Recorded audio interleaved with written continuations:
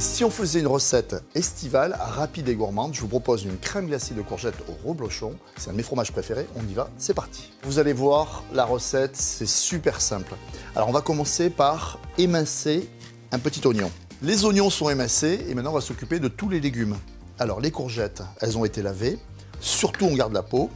Vous coupez les extrémités, vous fendez votre courgette en deux, vous mettez votre courgette à plat, un petit coup de couteau au centre et on va faire des petits cubes de 1 cm. Les courgettes sont découpées en cubes et maintenant on va émincer finement la pomme de terre. Ce qui est très important, c'est de découper finement les pommes de terre parce que la pomme de terre est plus longue à cuire que la courgette. Et on va passer à la cuisson, un petit filet d'huile d'olive. On fait chauffer l'huile d'olive légèrement et on rajoute les oignons émincés. Et on va faire revenir les oignons à feu moyen pendant 3-4 minutes sans coloration. Cette opération elle est importante parce que c'est là que la soupe va prendre du goût et les légumes vont garder leurs arômes.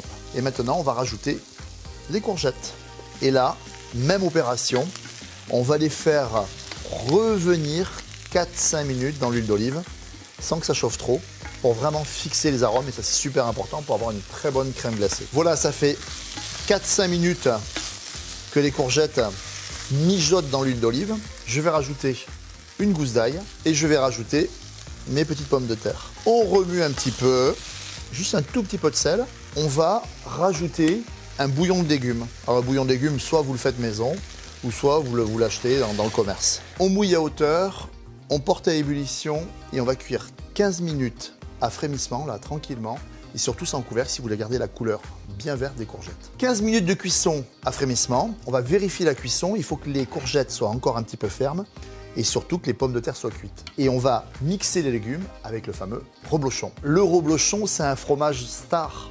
C'est un fromage de Haute-Savoie, c'est un fromage de montagne et c'est un fromage AOP. AOP, ça veut dire appellation d'origine protégée, c'est un signe de super qualité. Le reblochon, il y a deux versions. Il y a le fermier, qu'on va reconnaître à la petite pastille verte, il est assez crémeux. Et puis le reblochon laitier, un petit peu plus ferme, pastille rouge, et c'est comme ça qu'on les reconnaît. Allez, on va découper ce fameux reblochon fermier.